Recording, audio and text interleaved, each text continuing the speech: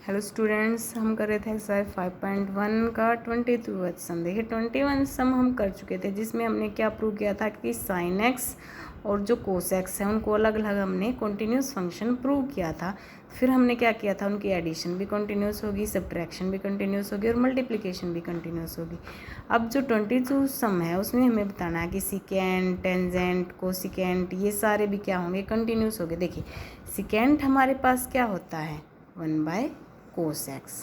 अब देखिए कोई भी फंक्शन कंटिन्यूस कब होगा, जब उसकी वैल्यू क्या होगी, फाइनाइट होगी। मीन्स उसकी वैल्यू कभी भी इन्फिनिटी नहीं होगी।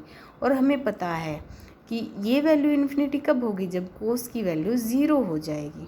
ठीक है, इसका मीन्स सिकेंड एक्स को कंटिन्यूस होने के लिए क्या होना चाहिए, cos x not equal to zero. और कोस एक्स जीरो कब नहीं होगा, देखिए जीरो कब होता है, कोस जीरो 90 पे होता है। ठीक है, 90 पे कोस जीरो क्या होता है, कोस कितना होता है, ज़ीरो होता है।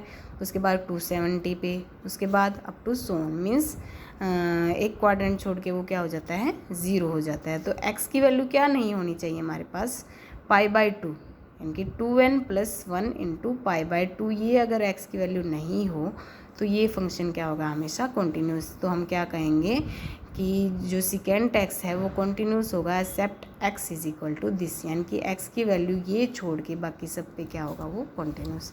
इसी तरह से cosecant x 1/sin x, sine x continuous होता है लेकिन ज़ीरो होगा तो क्या हो जाएगा, ये इन्फिनिटी, क्योंकि 1/0 इन्फिनिटी बन जाएगा। तो अब देखिए साइन एक्स कब ज़ीरो होता है, पाई पे, ज़ीरो पे। ठीक है, और 2 पाई पे, 3 पाई पे। मीन्स x की वैल्यू जब n पाई हम लेंगे तो साइन x क्या होगा, ज़ीरो होगा।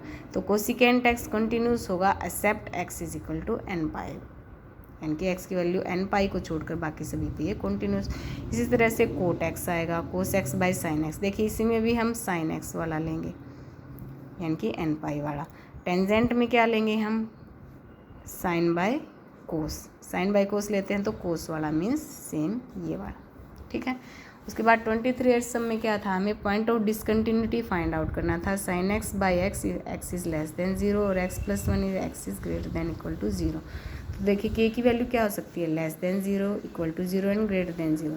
लेस देन जीरो के लिए साइन के बाई के आ जाएगा एफ के, और वही लिमिट एक्सटेंड टू के साइन के बाई के। तो ये कंटिन्यूस हो गया लेस देन जीरो के लिए। इक्वल के लिए देखिए हमारे पास क्या है, एफ ज़ीरो, ज़ीरो पे वैल्यू क्या है इसकी, 0+1 इक्वल टू 1। अब लेफ्ट हैंड लिमिट कहाँ जाएगी इसकी, साइन एक्स बाई एक्स के, और राइट हैंड लिमिट x+1 पे। ठीक है, अब देखिए लेफ्ट हैंड लिमिट में साइन एक्स बाई एक्स, देखिए जब भी x जीरो को टेंड करता है तो साइन एक्स बाई एक्स की वैल्यू हमेशा 1 के इक्वल ही होती है। ठीक है, और राइट हैंड लिमिट में हमारे पास x+1 वैल्यू थी, तो x के जीरो पुट करूँगी तो 1 आ जाएगा हमारे पास। तो यहाँ से क्या हो जाएगी हमारे पास, left hand limit equal to right hand limit equal to f(0) equal to 1। तो फंक्शन क्या होगा हमारा, कॉन्टीन्यूस हो गया ज़ीरो पे। फिर उसके बाद जब k की वैल्यू ग्रेटर देन ज़ीरो है तो वही k+1 और limit extend to k, function क्या हो जाएगा हमारे पास, कॉन्टीन्यूस हो जाएगा सभी रियल नंबर्स के लिए। उसके बाद 24 सम में हमें f(x) क्या दे रखा है, x² sin 1/x। अब k की वैल्यू इसमें दो हो सकती हैं, नॉट इक्वल टू ज़ीरो और k इक्वल टू ज़ीरो। जब नॉट इक्वल टू ज़ीरो है तो f क्या आएगा, k² sin 1/k, limit extend to k x² sin 1/x या k² sin 1/k। तो k not equal to zero के लिए क्या हो गया, ये कंटिन्यूस। अब इक्वल टू ज़ीरो पे f(0) तो ज़ीरो इसने दे रखा है, लेफ्ट हैंड लिमिट कहाँ जाएगी हमारी, लेफ्ट हैंड लिमिट ये राइट हैंड लिमिट दोनों किस में जाएगी, नॉट इक्वल टू ज़ीरो वाले में जाएगी, यानी कि x² sin 1/x में जाएगी। अब इसकी वैल्यू अगर जीरो आती है तो ये कंटिन्यूस होगा, अदरवाइज़ नहीं होगा। देखिए यहाँ से देखिए x² sin 1/x को टेंड कर रहा है। अब हमें पता है कि साइन 1/x है वो कहाँ तक वैल्यू ले सकता है, -1 से 1 तक। ठीक है, जब x की वैल्यू नॉट ज़ीरो होगी, दोनों साइड में x² से मल्टीप्लाई करूँगी तो ये आ जाएगा हमारे पास। अब मैं इस पर लिमिट अप्लाई करूँगी तो limit extend to zero this, limit extend to zero this, limit extend to zero this. देखिए ये तो क्या हो जाएगा, जीरो, लिमिट लगाएंगे ये भी हो जाएगा जीरो। ये जीरो से बड़ा इक्वल, मतलब ये जीरो के बीच में ही रहती है इसकी वैल्यू, मीन्स इसकी वैल्यू ही क्या हो गई, जीरो हो गई। तो यहाँ से क्या आ जाएगा, limit x² sin 1/x zero, means f(x) equal to zero.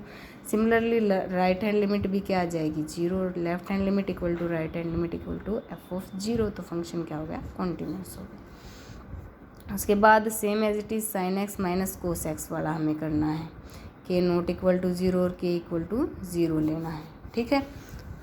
तो हमारे पास यहाँ क्या आ जाएगा, वही लेफ्ट हैंड लिमिट और right hand limit not equal to 0 में लेफ्ट हैंड लिमिट क्या आएगी हमारे पास sine x minus cos x.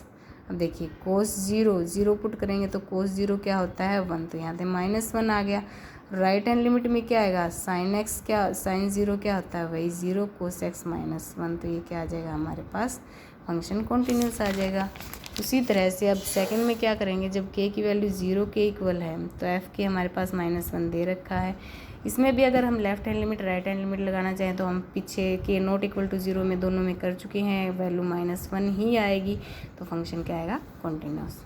इसी तरह से 26 सम में के कोस एक्स पाई -2x ये हमें दे रखा है। हमें वैल्यू फाइंड करनी है के की एट π/2। देखिए π/2 पे ये कॉन्टिन्यूस है, means left hand limit equal to right hand limit equal to f π/2। Left hand limit क्या होगी एफ एक्स की इसमें, ठीक है, राइट हैंड लिमिट भी इसी में होगी इक्वल टू एफ π/2 क्या है हमारे पास 3, ठीक है। तो यहाँ से क्या आ जाएगा देखिए के कोस π/2। अब देखिए जहाँ पे भी हमारे पास एंगल में ये दे रखा हो तो उसकी तरह जगह हम क्या रखेंगे, x को हम पुट कर देंगे π/2 -h, ठीक है। और h की वैल्यू क्या होगी, h को हम 0 के इक्वल लेंगे तो कोई भी फ़र्क नहीं पड़ेगा, मतलब h टेंड टू 0, तो ये हो गया हमारे पास। सिमिलरली ये प्लस वाला था तो यहाँ पे क्या आ जाएगा π/2 + h आ जाएगा। अब देखिए cos π/2 -h sine h plus h minus sine h आएगा, ठीक है। नीचे वाला हम सोल्व कर लेंगे। अब मैंने आपको बताया था देखिए sign h/h h tend to 0 क्या होता है 1 के इक्वल होता है, तो यहाँ से क्या आ गया k/2। इसी तरह यहाँ से भी क्या आएगा k/2 इक्वल टू 3, तो k की वैल्यू आ गई 6, ठीक है। इसी तरह हमें 30 सम में करना है, x इक्वल टू 2 पे दे रखा है तो राइट हैंड लिमिट और लेफ्ट हैंड लिमिट इसमें लगेंगी। फिर उसके बाद इक्वल टू 10 पे है तो राइट हैंड लिमिट और लेफ्ट हैंड लिमिट इसमें लगेंगी, तो ये हम सोल्व करेंगे और ए और बी की वैल्यू हमारे पास आ जाएगी। 31 सम में कोस एक्स स्क्वायर दे रखा है, हमें क्या प्रूव करना है कि फंक्शन कॉन्टिन्यूस। देखिए हम इन दोनों फंक्शनों को कंपोजिट फंक्शन में लेंगे, कम्बिनेशन में GOH JX की वैल्यू लेंगे, कोस एक्स को हम पीछे प्रूव कर चुके हैं कंटिन्यूस होता है। ऐसे ही HX की वैल्यू लेंगे, एक्स स्क्वायर को हम कंटिन्यूस प्रूव कर सकते हैं। अब देखिए ये दोनों कंटिन्यूस है तो जिनका जो कंपोजिशन होगा वो भी क्या होगा कंटिन्यूस है, यानी कि GOH मीन्स GOH का मतलब क्या है कोस ऑफ एक्स स्क्वायर, ये भी क्या हो जाएगा कंटिन्यूस हो जाएगा। इसी तरह 32 सम में एक फंक्शन को क्या हम लेंगे कोस एक्स और एक को लेंगे मोड एक्स। GX को मैंने मोड एक्स ले लिया, HX को कोस एक्स ले लिया, तो यहाँ से हमारे पास GOF क्या आ जाए GOH क्या आ जाएगा GOF मतलब x की जगह में HX GOF क्या आएगा मोड ऑफ कोस एक्स। अब मैं मोड एक्स हम पीछे प्रूव कर चुके हैं कंटिन्यूस होता है, कोस एक्स भी प्रूव कर चुके हैं कंटिन्यूस होता है, तो ये हमारे पास क्या आ जाएगा कंपोजिशन भी कंटिन्यूस आ जाएगा। इसी तरह से हमारे पास 33 सम है और 34 सम है, ये हम खुद से सोल्व करेंगे। आई होप आपको ये वीडियो अच्छी लगी और आपको ये वीडियो पसंद आए तो इसे लाइक शेयर और सब्सक्राइब ज़रूर कीजिएगा। Thank you.